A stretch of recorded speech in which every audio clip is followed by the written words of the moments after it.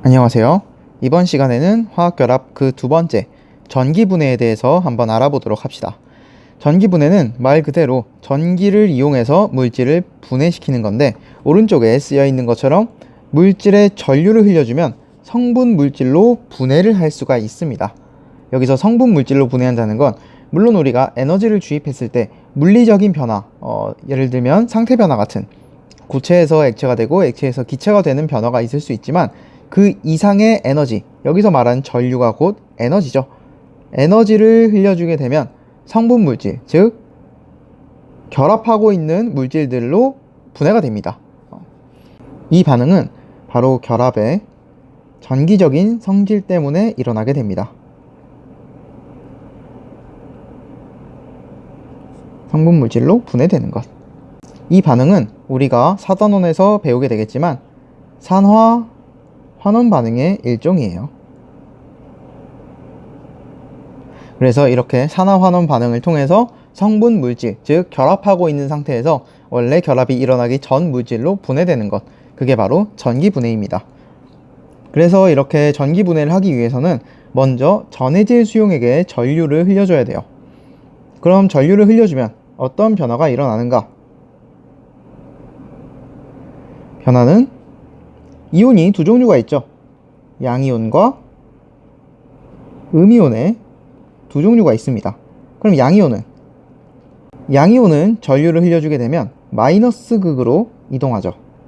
그리고 음이온은 반대 전극인 플러스 극으로 이동하게 됩니다. 여기서 전해질, 여러분이 이미 잘 알고 있겠지만 한번 언급은 하고 넘어갑시다. 전해질이라는 것은 물에 녹아서 이온이 자유롭게 이동하는 물질이죠.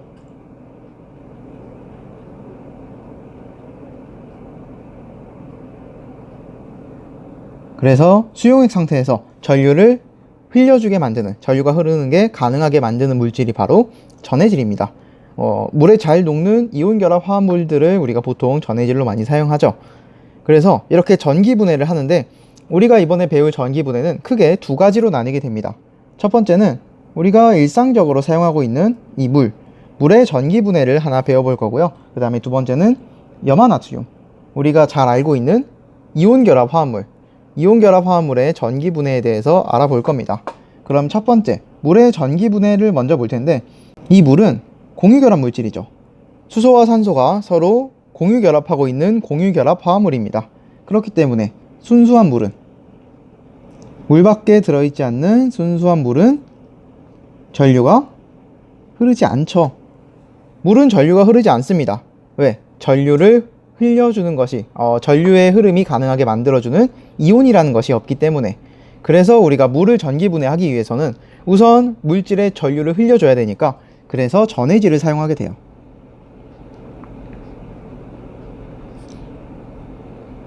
그래서 전해질이 녹은 물에 전류를 흘려주게 됩니다. 그러면 어떤 현상이 일어날까요? 그때 일어나는 현상은 기체가 발생합니다. 그럼 우리가 화학 반응을 해석할 때는 어떤 변화가 일어나는지 그 결과물로 보고 이해를 해야겠죠. 일단 화학 반응식으로 먼저 설명을 해봅시다. 물을 분해하고 나면 물을 구성하는 성분 원소들은 수소와 산소니까 자연계에 존재하는 안정한 수소와 안정한 산소, 즉 수소 기체와 산소 기체, 우리가 물을 합성했던 반응에 역반응으로 반응이 진행돼야겠죠. 그래서 물 두 분자가 수소 두 분자와 산소 한 분자로 나눠지는 반응이 일어나게 됩니다. 참고로 알려주면, 여기서 우리가 사용하는 전해질은 일반적으로는 황산 나트륨을 써요.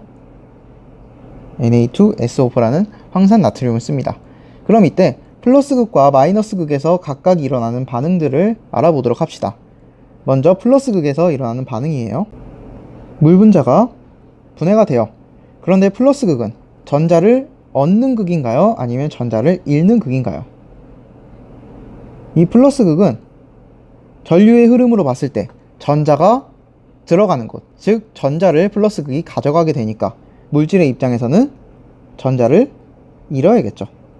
그래서 전자를 잃는 극이 플러스 극이고, 반대로 전자를 얻는 극은 마이너스 극이 되어야겠죠. 그러면 이 두 가지를 나눴을 때 각각 반응식을 한번 작성해 보도록 합시다. 물이 분해가 될 때, 물이 플러스 전극과 만났을 때는 전자를 플러스 극에 빼앗겨야 되겠죠. 그러면 전자를 빼앗길 때 수소와 산소 중에 전자를 상대적으로 빼앗기기 쉬운 건 플러스가 좀 더 되려는 성질이 많은 수소가 전자를 더 많이 빼앗기게 되겠죠. 그래서 산소 기체가 발생하고요. 수소는 이온이 되면서 전자를 플러스 전극에 전달하게 됩니다. 그래서 이러한 반응을 우리가 산화 반응이라고 했죠. 물질이 전자를 잃으면 산화 반응이다. 그렇죠? 그래서 플러스 극에서는 산화 반응이 일어납니다. 그럼 마이너스 극에서는, 이번엔 마이너스 극이니까 물이 전자를 얻어야겠죠. 물이 전자를 얻는데, 전자를 얻고 나면 상대적으로 전자를 더 얻기 쉬운 물질은 산소죠. 그런데 산소 이온이 물 속에 그냥 존재하지 않으니까 어떤 형태로 존재하는가? 수소 기체가 되면서 수산화 이온의 형태로 물 속에 존재하게 돼요. 그래서 이때 발생한 기체는 수소 기체가 되고, 이 반응을 우리는 환원 반응이다 라고 이야기를 합니다. 물질이 전자를 얻으면 환원이다 라고 했었죠. 그래서 각각 산화와 환원은 항상 동시에 일어나야 된다 라고 이야기를 했었죠. 그래서 플러스 극과 마이너스 극에서 각각 산화와 각각 환원이 일어나게 됩니다. 그래서 그 결과물로서 앞에 써줬던 이 화학 반응식이 완성이 되게 되는데, 이 화학 반응식을 봤을 때 지금 우리가 플러스 극과 마이너스 극을 봤을 때는 우리가 최종적으로 얻는 이 화학 반응식과는 형태가 조금 다르죠. 어떤 점이 가장 크게 차이가 나냐면 전자가 표시되어 있어요. 그래서 산화환원 반응 같은 경우에서 이렇게 전자까지 표시해 놓으면서 각각의 전극에서 일어나는 반응을 식으로 표현한 것, 그것을 우리가 반쪽 반응식이라고 합니다. 그래서 완전한 반응식을 만들 거면 플러스 극과 마이너스 극의 두 반응을 더하면 돼요. 그럼 지금 더하기 전에 반쪽이니까 그래서 반쪽 반응식이라고 부르고, 이건 산화 환원에서 각각의 반응을 나타냅니다. 그러면 우리가 공유결합 물질의 대표적인 물의 전기분해를 해봤어요. 이때 물을 전기분해하기 위해서 먼저 전류가 통하도록 전해질을 살짝 넣어준 다음에 전기분해를 하면 기체가 발생하죠. 수소기체와 산소기체가 발생하게 됩니다. 그럼 이런 전기분해 장치를 이제 다시 살짝 위로 올라가서 볼게요. 이 위에 그려놓은 게 그냥 간단한 전기분해 장치의 모식도예요. 그래서 이 전기분해 장치는 먼저 전원장치를 연결하고요. 각각의 전극을 시험관을 뒤집어 놓은 곳에 연결합니다. 왜 뒤집어 놓을까요? 하나, 둘, 셋. 시험관을 뒤집어 놓는 이유는 간단하죠. 우리가 보는 건 발생하는 기체를 보고자 하는 거고, 발생하는 기체는 당연히 물보다 밀도가 가벼우니까 저 위쪽으로 올라가려는 성질이 있겠죠. 그렇기 때문에 시험관의 용액을 가득 채워서 뒤집어서 우리가 기체 발생을 관찰하게 됩니다. 이런 걸 수상치환이다 라고 이야기를 하죠. 그래서 수상치환을 이야기하는데, 그럼 각각의 플러스 전극과 마이너스 전극을 확인을 했습니다. 그러면 기체가 발생할 때 우리가 여기서 알 수 있는 사실이 몇 가지가 있긴 한데, 오른쪽 위에서 한번 같이 알아보도록 할게요. 지금 남는 공간이 이쪽밖에 없으니까 여기서 보도록 합시다. 그러면 알 수 있는 사실, 물의 전기분해로 알 수 있는 것.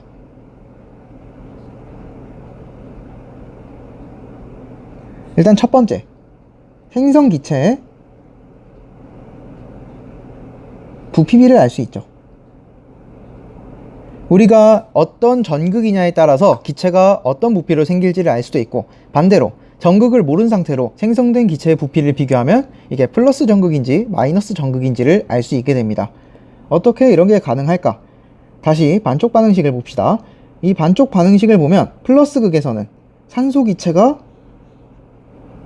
4개의 전자가 이동할 때 산소 기체가 1몰이 생겼어요. 그쵸? 4몰의 전자가 이동할 때 산소 기체가 1몰이 생겼습니다. 그럼 마이너스 극에서는 4몰의 전자가 이동할 때 2몰의 수소 기체가 생겼죠. 지금 반응하는 물질, 반응하는 물의 몰수가 다르다고 헷갈려서는 안 됩니다. 우리가 이 반쪽 반응식을 하나로 합칠 때는 항상 최종적으로 이 전자가 반응식에 남지 않도록 반응의 개수를 맞춰줘야 돼요. 지금 이 두 개는 반응 개수가 두 식을 더했을 때 전자가 사라지도록 맞춰준 상태입니다. 그럼 이걸 더했을 때 수소기체와 산소기체의 부피비는 2대 1이 되겠죠. 생성기체의 부피비가 수소 대 산소가 2대 1이다 라는 것을 하나 알 수 있고요. 그러면 여기에서 지금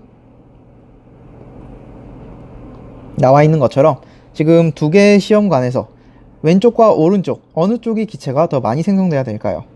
수소 기체가 발생하는 마이너스 극 쪽에서 기체가 더 많이 생성돼야겠죠? 그래서 이런 식으로 그림이 그려지게 될 겁니다. 이런 식으로 기체가 발생하게 되는 걸 보고 플러스 전극, 마이너스 전극을 찾아낼 수도 있고요. 그리고 두 번째, 지시하게 색 변화도 부분적으로 알 수 있어요. 물론 우리가 한 용액이 한쪽 부분은 산성이고 한쪽 부분은 염기성이다 라는 용액은 들어본 적 없죠. 그런데 여러분이 작년에 실험했던 걸 좀 떠올려 보면 산과 염기를 반응시킬 때는 두 물질, 수소이온과 수산화이온이 만날 때까지 시간이 약간은 걸립니다. 그런데 지금 각각의 전극을 보면, 지금 여기 동그라미 쳐놓은 이 전극을 보면 각각의 전극 주변에서 플러스 극은 수소이온, 즉 일시적으로 산이 생성되고요. 마이너스 극에서는 수산화이온, 일시적으로 염기가 생성됩니다. 물론 이 두 개가 만나면 다시 중성인 중성 용액이 되지만 만나기 전까지 순간적으로는 지시하게 색깔이 플러스 극에서는 산의 색깔을 나타내고요. 그 다음에 마이너스 극에서는 염기의 색을 나타내게 됩니다. 이건 매우 순간적인 반응이기 때문에 여러분이 관찰하지 못할 수도 있어요. 그리고 일반적으로 사실 지시약 색 변화는 그렇게 잘 물어보는 편은 아닙니다. 하지만 이런 반응도 가능하다라는 거 기억을 해두도록 합시다.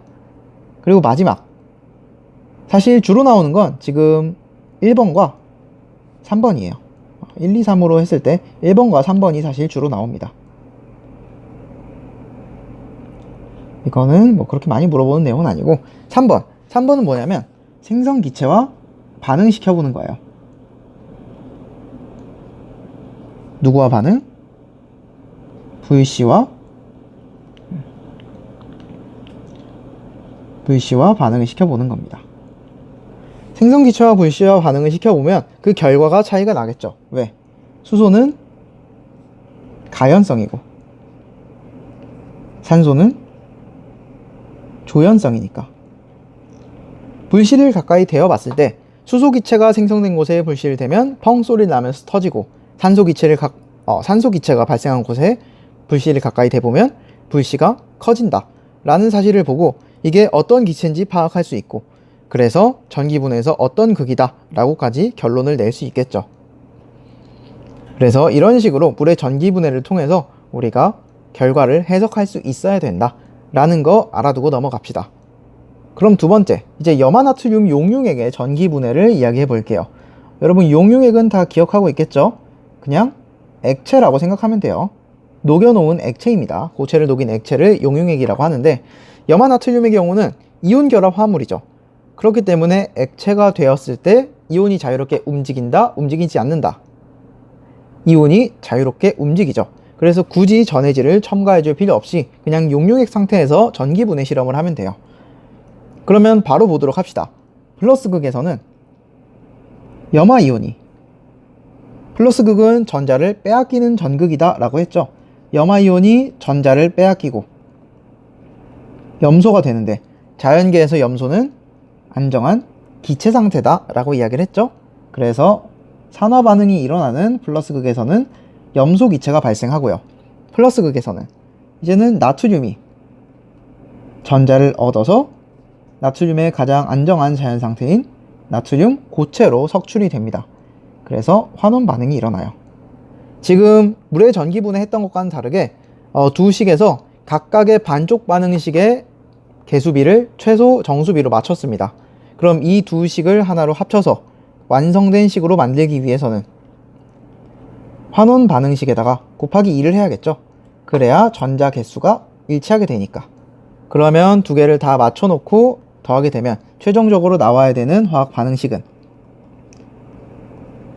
NaCl 2몰이 나트륨 2몰과 염소기체 1몰을 생성하는 반응이 완성이 됩니다. 그래서 이런 식으로 물의 전기분해 그리고 염화나트륨 용융액의 전기분해를 통해서 공유결합 화합물과 이온결합 화합물의 각각의 전기분해 결과물을 해석할 수 있었어요. 물론 염화나트륨의 전기분해에선 한쪽 극에만 기체가 발생하기 때문에 좀 더 구분하기 쉬울 거고, 물의 전기분해는 둘 다 기체가 발생하기 때문에 아까 말했죠? 생성기체의 부피비 또는 불시와의 반응, 거기다 추가로 조금 더 하면 그쪽 전극의 색깔 변화, 지시약 색깔 변화 정도로 해석할 수 있다라는 거 알아두도록 합시다. 혹시 질문이 있을까봐 한 가지만 더 이야기하면, 그러면 물의 전기분해에서 전해질을 넣었을 때, 지금 이 전해질을 넣었을 때 전해질이 전기분해되는 게 아니냐라고 물어볼 수 있지만, 사실 여기서 넣는 전해질은 전기분해되기에는 농도가 매우 작아요. 그래서 대부분의 경우 수용액에 한해서는 대부분 여러분 물이 전기분해된다 라고 생각하면 될 것 같고, 그리고 일단 전해질이라는 이름이 들어가는 순간 농도가 매우 작아서 전해질은 전기분해되지 않는다 라고 생각해주면 될 것 같습니다.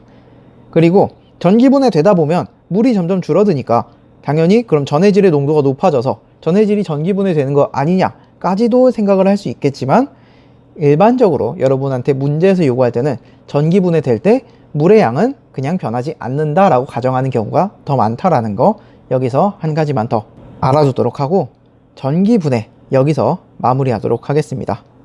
이번 영상 조금 길었는데 전기분해는 여러분이 그래도 이 개념 정도는 꼭 기억을 해두고, 그리고 화학 반응식도 사실상 반응식이 여러분이 딱 떠올리기 어려워요. 그래서 일단은 암기를 먼저 한 다음에 이해하는 순서로 공부를 했으면 좋겠습니다. 그럼 이번 영상 여기서 진짜로 마무리하고요. 수고했습니다.